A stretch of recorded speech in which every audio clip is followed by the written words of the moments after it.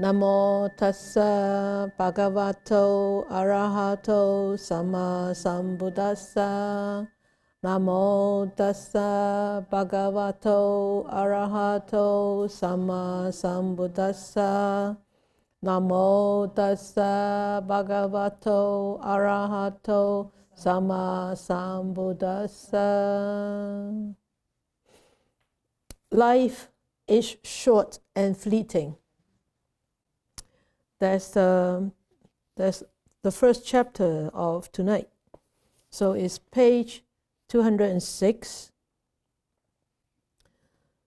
So it says here, long ago there is this teacher called Araka. Araka taught his students. He said, life of human being is actually very short and very limited and very brief, and it is full of suffering. You're not showing the slide. Okay. It is full of suffering. It is full of tribulation. And this one, he said, one should wisely understand this. And one should do good and live a pure life, for none who is born can escape death. So in here it says, it talks about how fleeting life is. That means how fast changing life is. And it also says the life is full of sufferings and full of tribulation. And he said, everybody should understand wisely. Why do you think he suggested the monks should understand this wisely? And how could one see it wisely? Do you agree that life is full of sufferings and tribulations? You do? Not happiness? Oh yes, there is happiness, right? There is happiness, but also there is sufferings. And after happiness, there's always sufferings, right? I remember many years ago, I taught in the elder college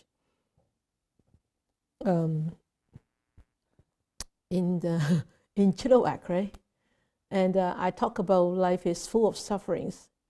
And this elder gentleman said, no,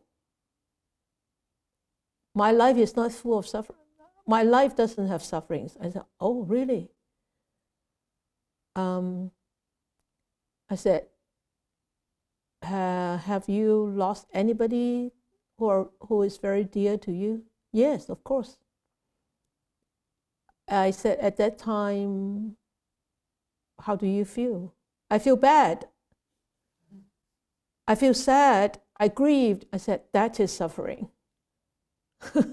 I don't know why he doesn't understand. Actually, this example is way before that gentleman. That's the first Chilliwack Elders College. The one that you went to was the later one. The one that I talk about suicide, right? The one that you went to was yeah, and his brother or his son just killed himself. Yeah. I remember that too. You didn't recall? Oh gosh, something wrong with me. I remember too much things. She doesn't remember. Is my head bigger than yours?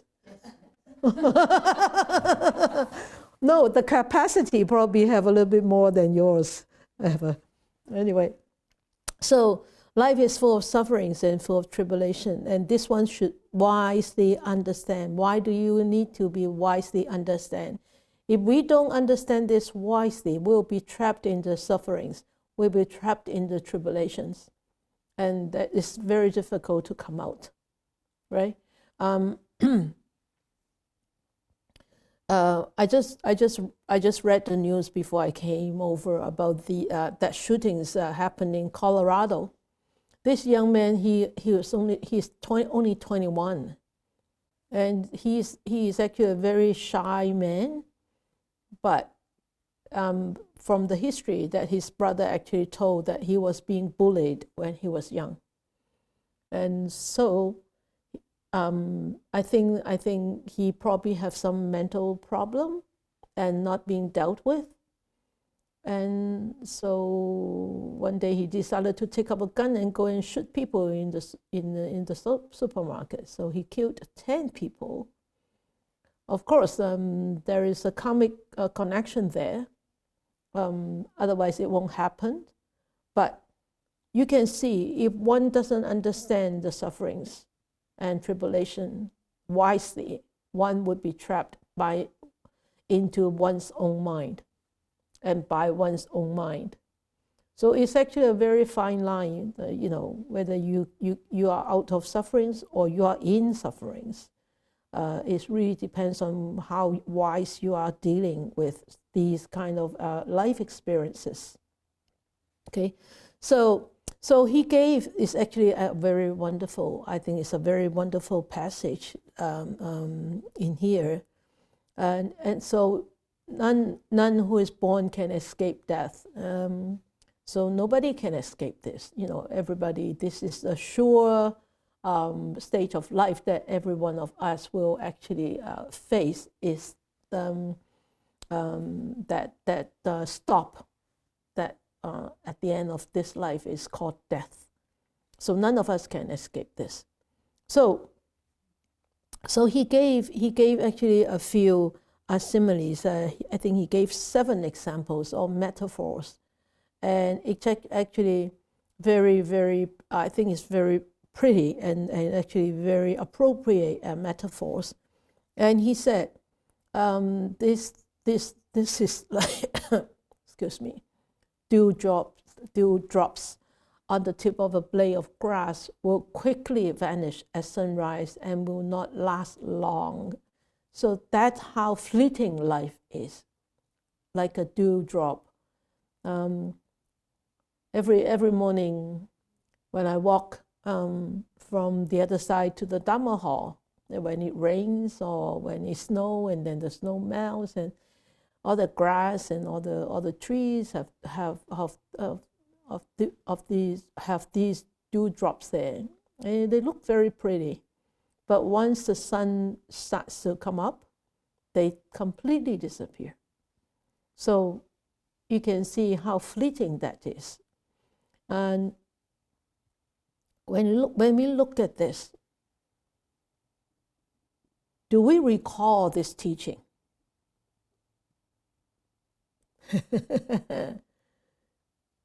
Not really, hey? Because you just walk by every day and you see this, it's just so usual. So really usual. And it doesn't ring a bell at all. That's the problem of us, is those bells don't ring at all the time. We just see them. Oh, dewdrops, pretty. Take a phone out and take a pictures. That's all. But that actually tells you a big story about how fleeting a life can be. Okay?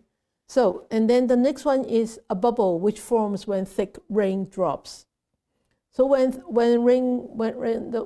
rain fall, and then if there is a puddle, and then you can see the water pops up and then go down, pops up and go down, and pops up and go down. So it forms a bubble, but that bubble bursts very fast.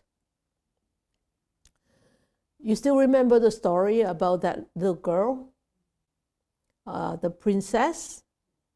Yeah, you remember? Yeah, the Chinese remember. What about the Caucasians? I mean, not Caucasian, but not Chinese, but the English-speaking people. You forget. Or, oh, Sifu, you haven't told that story. Yes. That is the common comment on Tuesday night is, Sifu, you haven't told that story. Okay, I will tell the story again as if this is the first time, all right? A princess, she saw all these beautiful bubbles in the lotus pond. So she went back to the father. King father, or father king. I want a necklace. And the king said, oh yes, Laurie, good, thank you, Laurie. You eventually remember. Oh, just warmed my heart so much. King father, I want this necklace. And then the king father said, sure, what kind of jewels do you like? She said, no, I want the bubbles. I want the bubbles in that lotus pond to make, just put them together and make a necklace. And the king thought, what? Bubbles? I can't do that. So he sent an order out to ask all his wise men. He said, anybody who can come and make a necklace out of these water bubbles for my lovely princess. If nobody can do it in 7 days, I'm going to kill so many people. I'm going to hang somebody or take their head off, beheaded them. So everybody was worried because it's impossible. No, everybody knows it's impossible. But there was this wise man. He went into the palace and said, King, respected king, I can do that, but they're based on one condition. The king said, wow, eventually there is a wise man who can do this.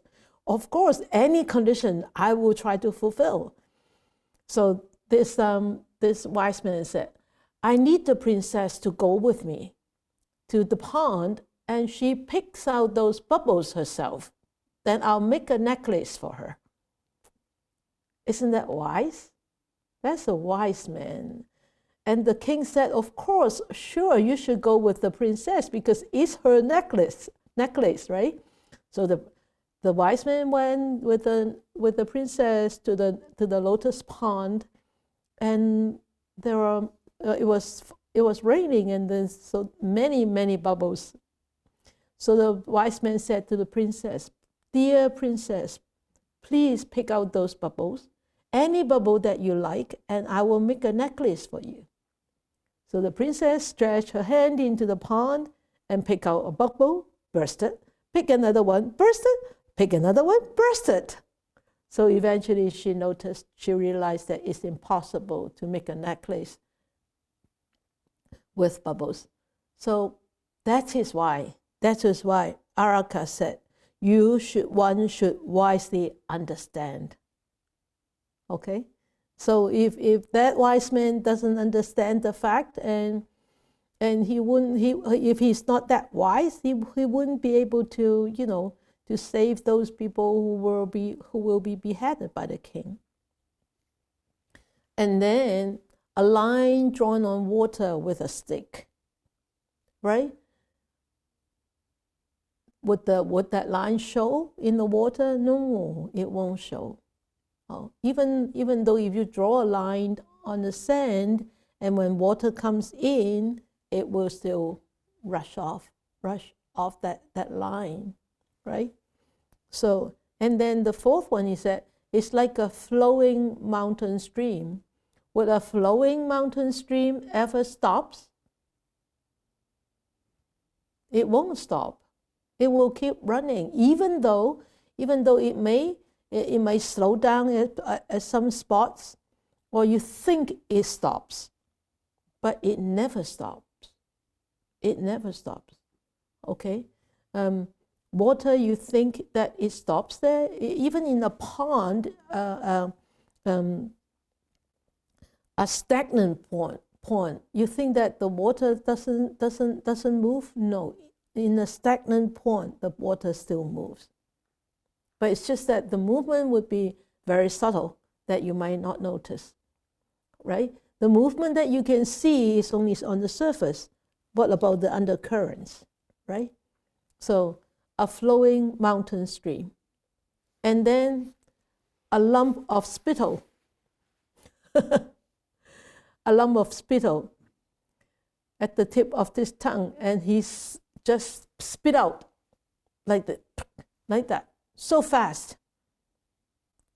So life is that fleeting, okay?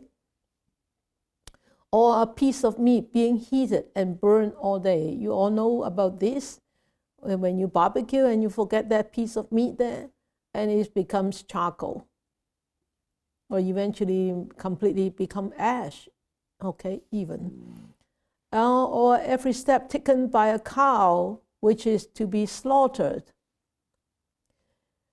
So you imagine that a cow is going to be slaughtered in the butcher house. Any step that he has taken, it will be closer to the place where they're going to kill him, right? So just like in meditation instructions, sometimes I would say, this breath is one breath, but you are one breath closer to the last breath. Isn't that the same? It's the same truth, right?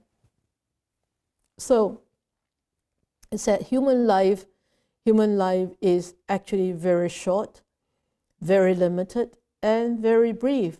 And it is full of sufferings, and it is full of tribulations. So he continued to actually give examples. He said, in those days when human lifespan was 60,000 years. Can you imagine? Now, 100-year-old, you say, wow, this is longevity, 60,000 years. At that time, he said, there is one condition about these human beings is, okay, at 500 years, the girls are ready for marriage. So 60,000 divided by 500. So how young the girl would be when you compare to what we are right now. I don't know how to calculate this. So divided by 100, 600, I don't know. Maybe 10-year-old, maybe less than that. Proportionally, I don't know how to actually deduct that. But anyway, at that time, at 500 years old, the girls are ready to get married. Okay? So 60,000 years, at 500 years, they are going to get married. So she's going to be a wife for 59,500, right? 60,000 minus 500, yeah. 59,500, yeah. 59,500. So she's going to be a wife for that long. And look at you. You have been married for, now you're celebrating 25 years, 35 years. What do you call those anniversary? Diamond, silver, bronze, whatever. I don't know because I don't have any of these, so I don't know what they're called. But anyway, so but they only had 6 afflictions. These people who can live that long, they only have 6 afflictions. Listen, they are so much better than us. They only have this: cold, heat, hunger. That's the first 3. Okay. So really, cold, heat, hunger. And then thirst, excrement, and urine. That's all. That's all, nothing else. But look at us. We live 100 years, but our life is so complicated, right? You've got coffee, you got tea, you got ice cream, you got You got swimming, you got hiking, you got canoeing. You got traveling on the plane, you got traveling on the train. What else? You got knitting, you got crocheting. What else? So complicated, so much more complicated than these people. No wonder why they live 60,000 years old. Okay? No wonder why we hardly live 100, right? Because our life is so complicated. So busy and so complicated. And then he said, for us, like live 100 years like us, or a little bit more, like I must, okay. And then it's equals to like 300 seasons, okay?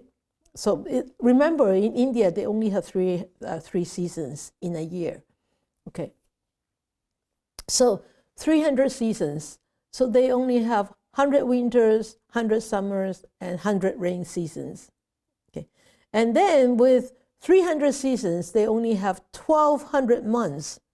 400 is winter months, 400 is summer months, 400 in rainy months. So he actually, go on with that. So he breaks it down. With 1,200 months, you've got what? You've got 2,400 fortnights, and 800 of them in winter, 800 in summer, and 800 in the rainy season.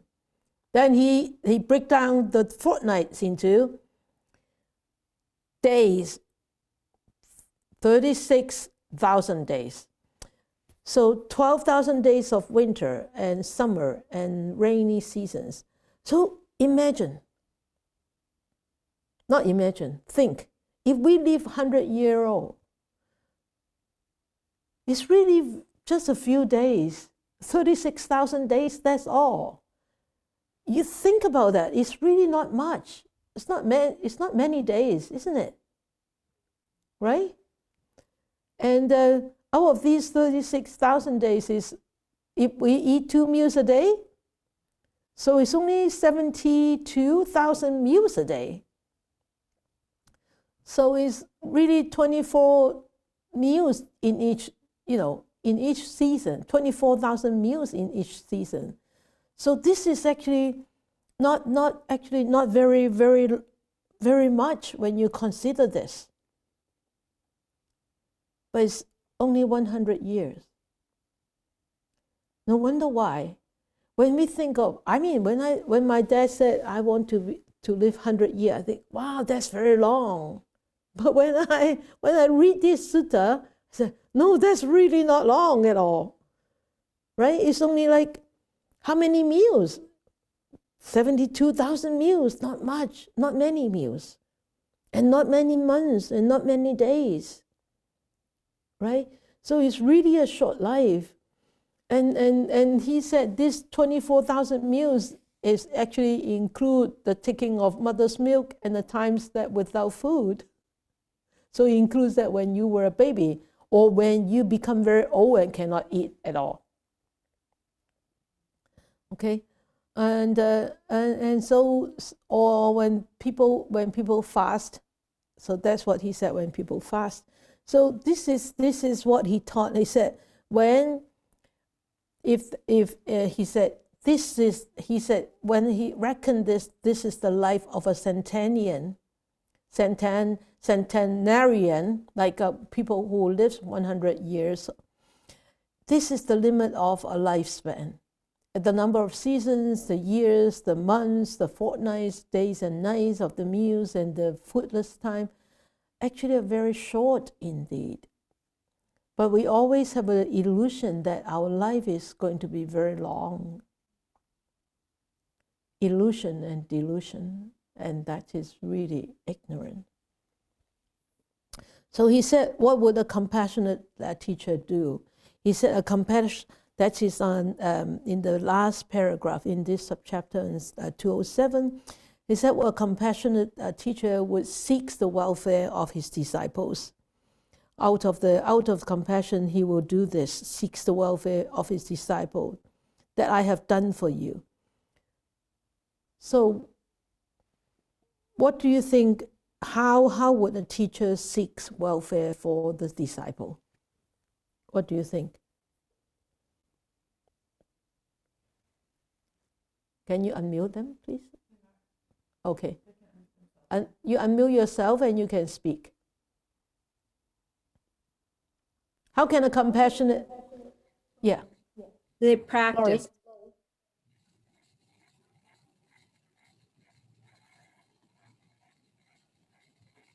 Laurie, are you speaking?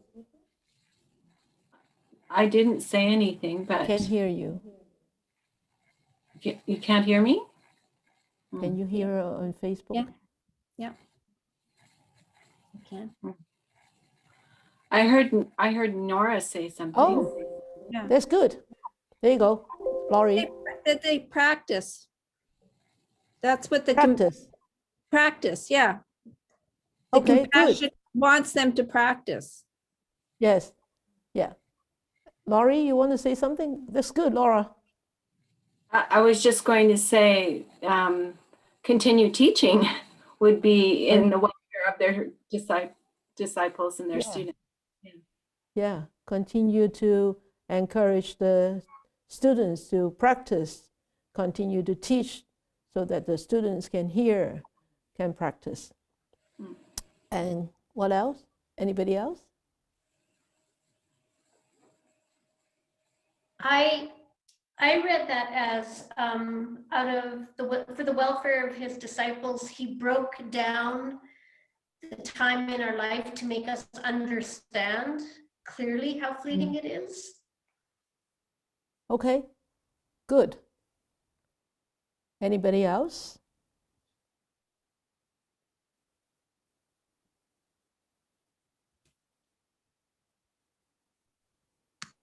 He said that in there these are the huts here. These are the roots of trees that you can sit down. These are the empty huts that you can actually stay inside and then meditate. Meditate. And do not be negligent or else you will regret it later. So that means one has to continuously practice. One has to continuously understand the teaching and then put it into practice. And because with the practice, you understand more. And practice, that means you need to use it in your daily life. So when you walk by and see dewdrops tomorrow morning, remind yourself, life is short and fleeting. Oh, when you see rain coming down, and don't complain about wet weather in the West Coast, just look at those bubbles and remember the princess who wants a necklace of bubbles. He said it's impossible because that is the nature of life, short and fleeting. Okay, good. So he said, this is our instruction to you. That means this is the teaching for you. So please continue to meditate. Okay, so that's good. So the next chapter is 4 summaries of the Dhamma. So 4 summaries of the Dhamma is King Kauravya. Actually, there is a monk called Ratapala. Ratapala was sitting in the king's garden. The kings were going to actually spend some time in the garden, but his attendant told him that there was a monk sitting in his garden. So the king said, okay, we will go and visit him. We'll go and pay respect to him. So the king went and pay respect and then talk to the monk. And the king actually offered the monk an elephant rug. That means a very, very precious rug. That is on page 208 and passage 28. So the Venerable Ratapala said, "No, don't worry. I have my own mat. You can use it, king. You can use that elephant rug." So the king asked sat down and then he asked a question. He said, Master, there are 4 kinds of loss. 4 kinds of loss. He said, there is this loss through aging. Okay? And there's this loss through aging. And because they have he said there are 4 kinds of loss. Loss through aging, loss through sickness, and loss through wealth, and loss of relatives. So the monk, he asked the monk, and he said, so what is the loss through aging? Here, Master Ratapana, someone is old, age, burdened with years, advanced in life, come to the last stage. He considers, I am old. Let us go back, just look at aging. I am old, I am aged, I'm burdened with years. And I'm advanced in life, and I'm coming to the last stage. It is no longer for me to acquire new wealth or to augment wealth already acquired. So he said, suppose, because I'm so old, I cannot make any more money. Suppose I go and shave off my head and beard, put on this orange robe, ochre robe, and go forth from a householder life into homelessness. So he said, what do you think? And this is called the loss through aging. But you, Master Ratapala, you are still young. You are still very young. All black hair? Well, that's a sign of youth, isn't it? All black hair, endowed with the blessings of youth in the prime of life. You have not undergone any of these loss through aging. What has he known, seen, or heard that he has gone forth from the householder life into homelessness? So he actually talked about these 4 things, right? So he said, then the second loss is the loss of wealth. I'm afflicted, suffering, and gravely ill, no longer easy for me to acquire wealth. The loss through sickness, because he's old and then he's sick, so he cannot make money. He cannot be wealthy again. But you, Ratapala, you are young. You are at your prime age. You have your prime age, and you have not undergone any of this loss. You are not sick. You are healthy and young. What has he known, seen, or heard that he has gone through? Why?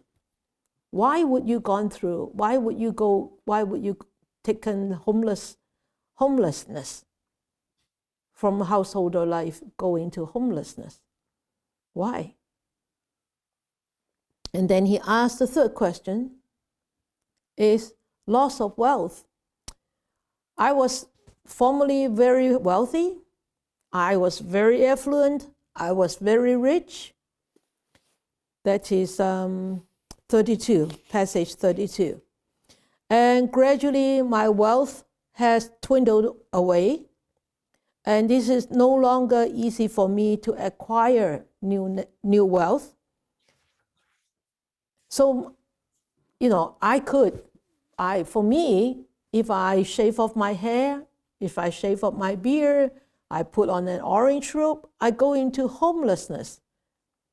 That is understandable because I'm no longer wealthy. But you, Ratapala, you are young. You are at your prime age. You have black hair, and you can still make money. Why did you do this? And then the fourth question is the loss of relatives. Formerly, I had many friends and companions, kinsmen and relatives. Gradually, those relatives of mine have dwindled away. I lost them. It is no longer easy for me to acquire new wealth. So I shave my head, I shave my hair, I shave my beard, I put on an orange robe, and I go from a householder life into homelessness, because I have undergone the loss of relatives. But you, Ratapala, you still have many friends and companions. You still have kinsmen, you still have relatives in this same. You have not undergone any loss of relatives. What has he known, seen, or heard that he has gone forth from the householder life into homelessness? So that's what he actually commented about Ratapala. So Ratapala said, "Great king, there are 4 summaries. There are 4 summaries you should be aware of. And this is being taught by the Blessed One, by the Buddha. And the 4 summaries are, first one, the life in any world is very unstable. It is easily swept away. Okay? And then the second one is there is no shelter, and life in any world has no shelter and no protector. This is the second summary of the Dhamma taught by the Blessed One, who knows and sees. And that's why, because of this, I went forth from householder life into homelessness. And then the third one is, life in any world has nothing of its own. One has to leave all and pass on. That means when one dies, one cannot carry their wealth, cannot carry their children, cannot carry their fame into the grave. Okay? And so there was really nothing of its own that you can actually carry into when you pass on. And then life in any world is incomplete, insatiate, the slave of craving. Okay? So he actually, Ratapala actually tell the king, these are the 4 summaries of the Dhamma that's been taught by the Buddha. And great king, he said, you should understand this. Then the king asked him, so I don't understand, can you actually explain a little bit more? So this is, Ratapala said, when I knew, saw, and heard this, I went forth from the householder life into homelessness. So he said, can you explain more, the meaning of that statement, so that I can understand better? So that is on page 210, the second last paragraph. So when he said the life in any world is unstable, life in any world is unstable, it is swept away. Ratapala asked the king, he said, when you were young, were you an expert in riding elephants, horses, or are you a good charioteer, archer, and etc.? A swordsman and strong in thighs and arms, and sturdy and capable. And he said, yes, I was. He said, I was. But sometimes I wonder if I had supernatural power then. At that time, he was so strong that he wondered whether he has supernatural power. And he said, I do not see anybody who can actually can compare to my strength. So the monk asked him, so what do you think, great king? Are you now as strong as you were before? Of course, the answer is no, right? He said, are you now as strong as before in your thighs, in your arms, as sturdy and as capable in the battle when you go to war?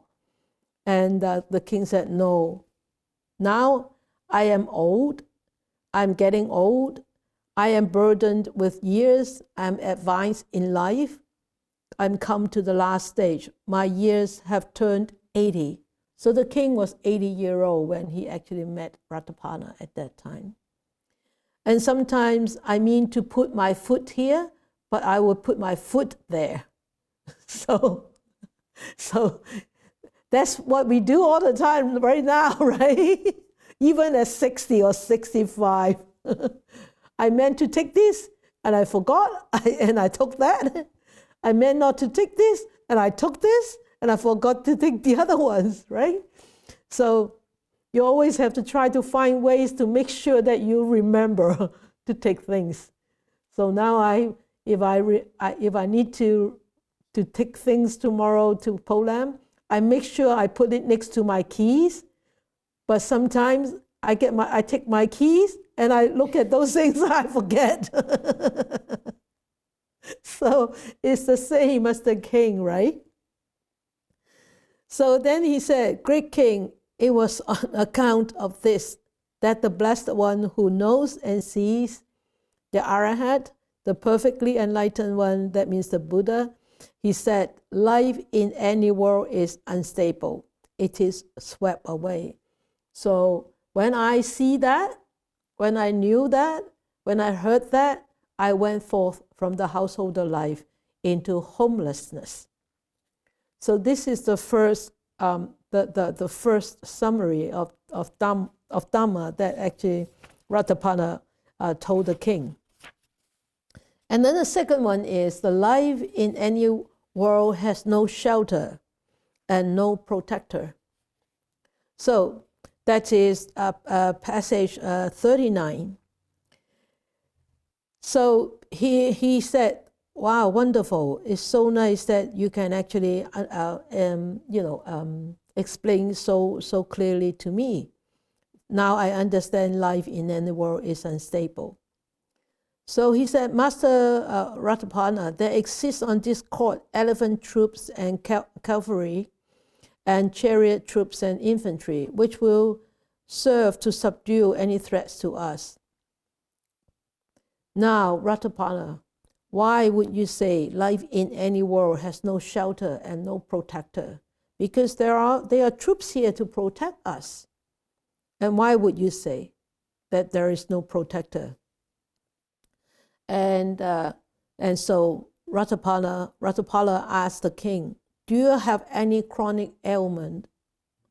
Are you chronically sick? Do you have any chronic sickness? And he said, yes, I do. I have a chronic wind problem, okay? And sometimes my friends and companions, they stand around me thinking, wow, this king is going to die. Now king is about to die. So he said, so great king, so can you command your friends or companions or kinsmen or relatives and ask them, you come and you take my pain away? Can you do that?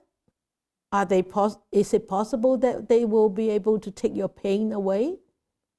Of course not. And he said, then, or you have to feel the pain yourself. Of course I have to feel the pain myself. I have to feel the pain myself alone. Okay? Nobody can share your pain. Nobody. Either physical or mental, nobody. And so Ratapala said, Yes, this is what actually the Blessed One taught us is there is no in any life in any world has no shelter and no protector. Yes, we have a roof, we live in a house. It seems that we have shelter. But when you think about this body is our house. There is really no shelter here. Anything can happen to this body anytime, right? Anything. So where is the where is the shelter?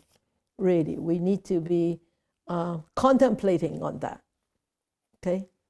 So he said, because of this, when I saw and heard this, I went forth from the household life into homelessness.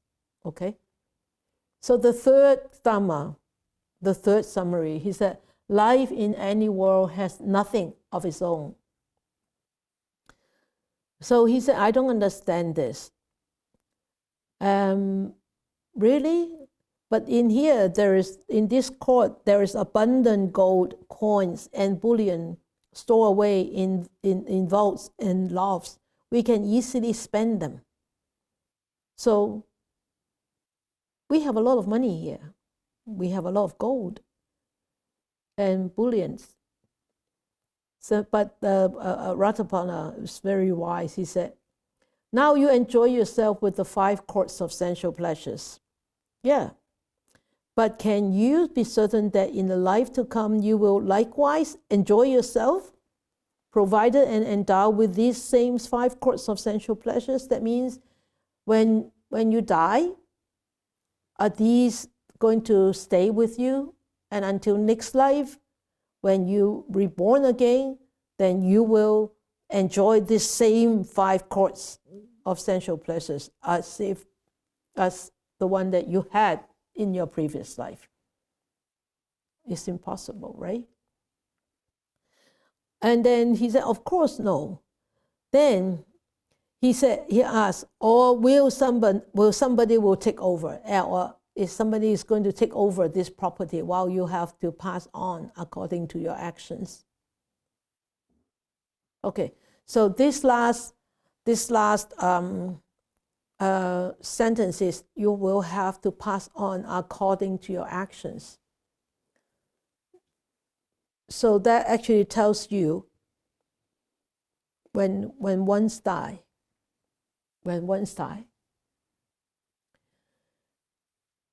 that death, that karma will take a very, very important role in there, according to your actions, right? Cause and effect, karma. Excuse me. So will others take over this property? Of course, sometimes way before you're dead, excuse me, they already start to take your property away. If you have some nice children waiting for you to die and then ask you, can I have your house? Can I have your car? Or you should give the car to me. You should sign off your house to me. Way before you die. Don't wait until you die. They don't want to wait until you die. They want to have that before you die. But definitely when you die, you cannot take those away with you. Okay? So the king replied, of course, I cannot be certain of what will happen in the life to come, master. Nobody is certain. Unless you actually attain Sotapanna, and then you will be certain that you'll come back for seven more lives. At least 7 more lives. Or if you have attained Nibbana, Arahat Nibbana, then you won't come back at all. You don't need to come back at all. Okay, so others will take over this property while I shall have to pass on according to my actions. So he understands this is all karma. He did understand. So he said, life in any world has nothing of its own. One has to leave all and pass on. So we cannot carry anything, even though you might have put down in your will that, you know, I want this to go into the coffin with me, right? Please put this next to me, and that's the, you know, the traditions. You know, for example, if I die, probably they will put my glasses next to me. It's no use to put my glasses next to me. I won't be able to use them next lifetime. Huh? Denture, yeah, I know. Denture, glasses, anything that they use throughout their life, then the family would put it in together with the body, and to accompany them to the next world. Huh? No use. Yeah, next life they don't need that denture. They don't need their glasses. Wow. They can give away the glasses, but not the denture. So Master Ratapana said to him, yes, because I understand this, that's why I leave the householder life and go into homelessness. This is the third summary. The fourth summary is life in any world is incomplete, insatiate, and we are the slave of craving. And so the king said, the Ratapala said, what do you think, great king? Do you reign over this rich Kuru country? Yes, I do. And he said, what do you think, great king, if there is a very honest man, a very trustworthy man, reliable, and come from the east, and tell you, hey, over there, I saw a large country and powerful and rich, very populous and crowded with people. There are plenty of elephant troops, plenty of cavalry, and chariot troops, and all that. Ratapala asked him, would you want to reign over that country in the east? And the king said, of course I would. Okay? And then he said, what about if there is another trustworthy, reliable man come from the west?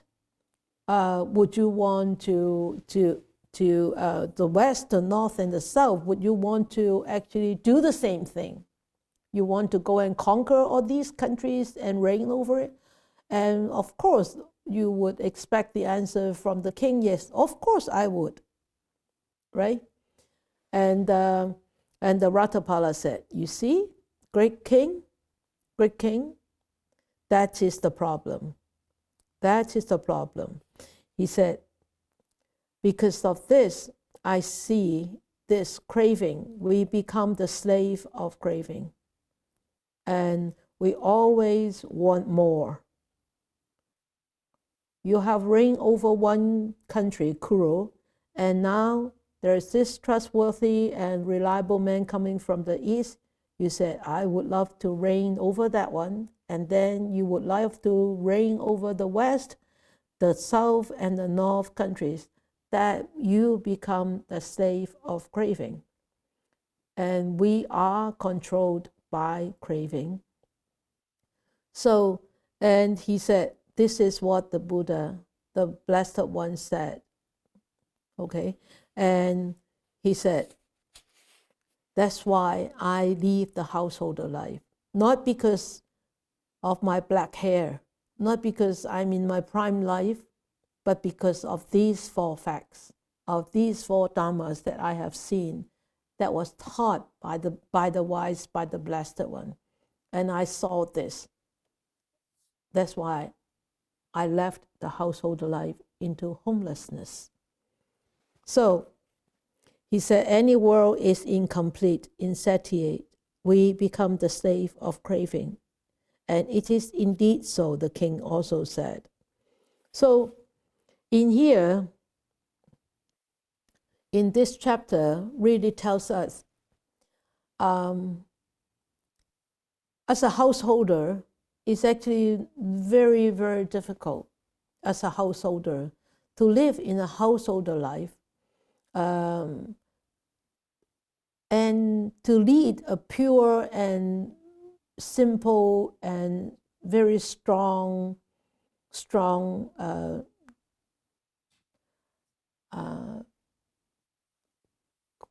which word should I use? Or utterly holy life.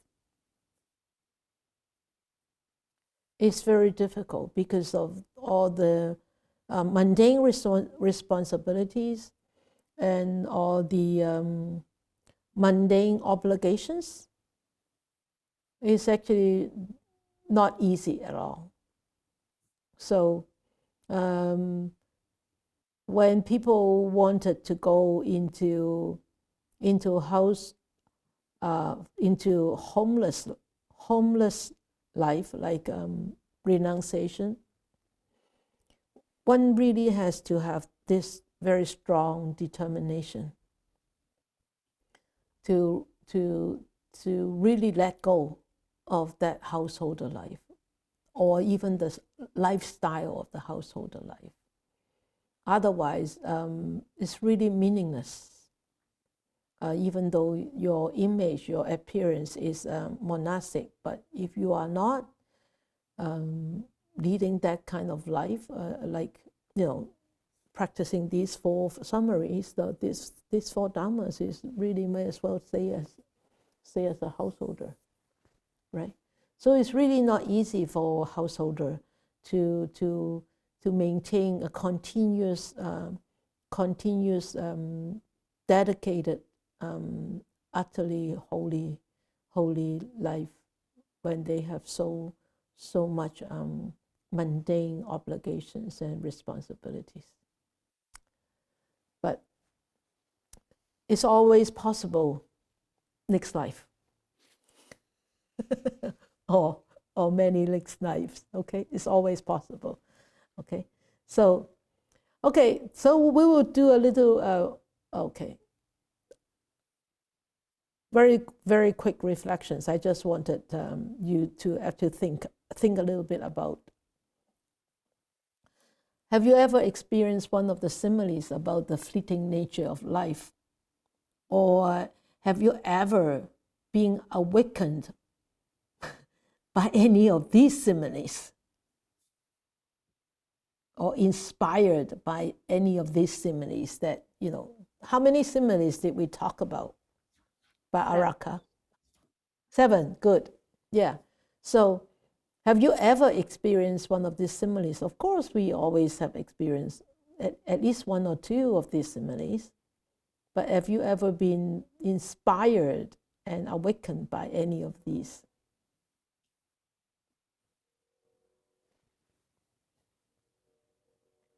I'm looking at you. And you're looking at me and not saying anything. Never mind. If you're not inspired, if you have not been inspired, start from tomorrow or tonight. Don't wait until tomorrow. Who knows, right? How fleeting that life could be. Start from right after this talk. See if you can pick any of those simile out from the time that you will finish here, by the time you go to bed. Okay? And then tomorrow morning, Laurie want to talk, and then Catherine want to talk. Okay, Laurie first. My inspiration is not exactly the simile, but it's very similar to the fleeting nature of a dewdrop. When I'm walking in the morning and the sky goes that brilliant color and it's just for a very short moment. Yeah. And I want to take a photograph. If I'm not ready, I miss it. So I always think about that. It's like, wow, these beautiful things, unless you're ready for it, it's gone in a moment. So it's kind of like the teachings in a way. You need to realize that nothing is permanent. Yeah. And also remember that you really need to use that experience to look at your own life. Yes. Yeah. Your own life and your own real life situations. Exactly. Okay, good. Thank you. Catherine?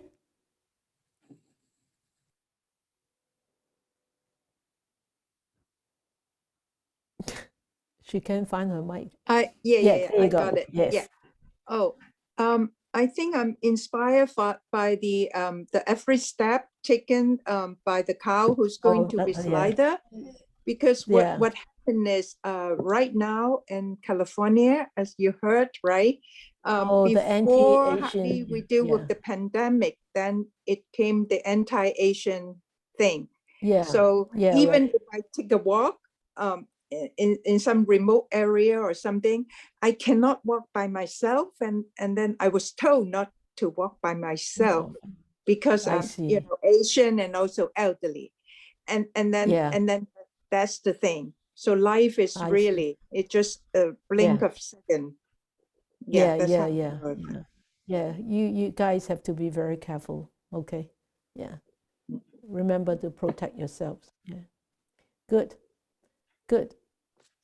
Okay. And you can think more about that. Okay. And then the next, and then how has that experience influences you? That's good that you actually have said that. Oh wow, that's so beautiful. Yes, if I'm not ready, I miss it. Or when I go for a walk, and I need to be careful because anything can happen. And that influence, that actually tells you how short the life it could be. Really, within that flick of moment, it could be just gone. Like, I mean, those 10 people in the supermarket, they would never expect that they'll be dead. Going into the supermarket to get a soda and a bag of chips, or going for waiting. I think some of the elderlies were waiting for the vaccines. They would never expect that they will die, right? So it could be very daunting and frightening. So these 4 summaries: the world is unstable, swept away, has no shelter or protector, has nothing of its own, life in any world is incomplete. Which one actually strikes you more? And in what way it strikes you? These 4 summaries.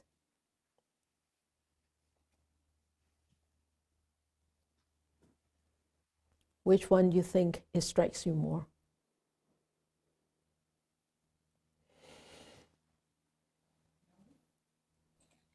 Yes, Laurie?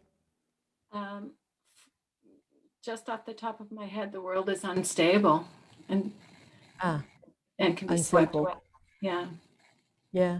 Everything is changing all the time. And it's so fast. Yeah. Yeah. So fast. Yeah. Yeah. Really, there is really nobody can protect you. No. No. Well. Yeah. Yeah. Yeah. Okay. Anybody else? No? Think about that when you go home. When you lie on the bed tonight. Think about that. It's maybe just too fresh. You can actually, think about, contemplate on this, and maybe tomorrow when you walk, you can contemplate on this 4 dhammas, and think about that. Of course, the world is unstable, swept away. Of course, that is really, really a very strong point. This has no shelter or protector really strike me a lot. Really. So like this. Nobody can shelter us. Nobody can protect us. Not even I can protect myself sometimes, right? Not even us can protect ourselves. Not even us can provide that shelter, because life is so impermanent. It's so changing. It's so fast. Yeah. It's even though it's such a short passages, these 2 passages, Ratapana and the monk Araka, even though these 2 passages are very short, I think they are actually quite, I think it's very, very inspiring messages for us to bear in mind, in our daily lives, to keep, to keep reminding ourselves how lucky, how fortunate we are to be able to hear such beautiful teachings. And if we could actually use them to come out from our own sufferings, we will definitely have a very beautiful rest of the life. Let us dedicate our merits. May these blessings extend to all, that we with all the other living beings together will attain the Buddha way. May we wish more and more people will encounter the words of the Buddha, the wise words of the Buddha, and study them, understand them, practice them, and liberate themselves from all the sufferings, entanglements, and be ultimately free and happy.